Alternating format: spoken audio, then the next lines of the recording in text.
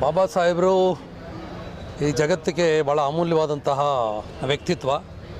ಇಡೀ ದೇಶದಲ್ಲಿ ಇವತ್ತು ಅವ್ರನ್ನ ನೆನಪಿಸ್ಕೊಳ್ತಾ ಇದ್ದಾವೆ, ಅವ್ರನ್ನ ಸ್ಮರಣೆ ಮಾಡ್ತಾ ಇದ್ದಾವೆ. ಆ ಸ್ಮರಣೆ ಅಂಗವಾಗಿ ಕರ್ನಾಟಕ ರಾಜ್ಯ ಸರ್ಕಾರ ಪರಿನಿಬ್ಬಾಣ ದಿನಾಚರಣೆಯನ್ನು ಆಚರಣೆ ಮಾಡ್ತಾ ಇದೆ. ಅದರಲ್ಲಿ ನಾವೆಲ್ಲರೂ ಕೂಡ ಭಾಗಿಯಾಗಿದ್ದೇವೆ. ಮಾನ್ಯ ಮುಖ್ಯಮಂತ್ರಿಗಳ ಆದಿಯಾಗಿ ಸಮಾಜ ಕಲ್ಯಾಣ ಸಚಿವರು, ಲೋಕೋಪಯೋಗಿ ಸಚಿವರು, ವಿವಿಧ ಇಲಾಖೆ ಸಚಿವರು ಎಲ್ಲರೂ ಬಂದು ಸಂಘ ಸಂಸ್ಥೆ ಎಲ್ಲ ರಾಜ್ಯ ಮಟ್ಟದ ನಾಯಕರುಗಳು ಎಲ್ಲ ಬಂದು ಗೌರವವನ್ನು ಸಮರ್ಪಣೆ ಮಾಡಿದ್ದೇವೆ. ಬಹುಶಃ ಜಗತ್ತಿಗೆ ಬಾಬಾ ಸಾಹೇಬರು ಕೊಟ್ಟಂತಹ ಕೊಡುಗೆಗಳು ಮತ್ತು ಅವರ ಸಂವಿಧಾನ ಈ ದೇಶವನ್ನು ಇವತ್ತು ಬೆಳಕಿನ ಕಡೆ ತಗೊಂಡು ಹೋಗ್ತಾ ಇದೆ.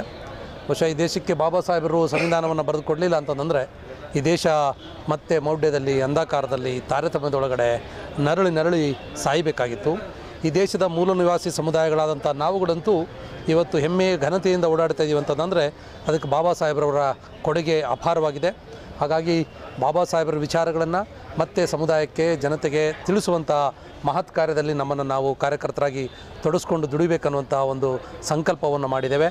ನಾಡಿನ ಜನತೆ ಬಾಬಾ ಸಾಹೇಬ್ರನ್ನ ಅರ್ಥ ಮಾಡಿಕೊಂಡು ಅವರ ದಾರಿಯಲ್ಲಿ ಸಾಗಬೇಕು, ಬುದ್ಧ ತೋರಿದಂತಹ ಬೆಳಕಿನ ಕಡೆಗೆ ನಾವೆಲ್ಲರೂ ಕೂಡ ಸಾಗಬೇಕನ್ನುವಂಥದ್ದು ಇವತ್ತಿನ ಈ ಕಾರ್ಯಕ್ರಮದ ಆಶಯ ಆಗಿದೆ.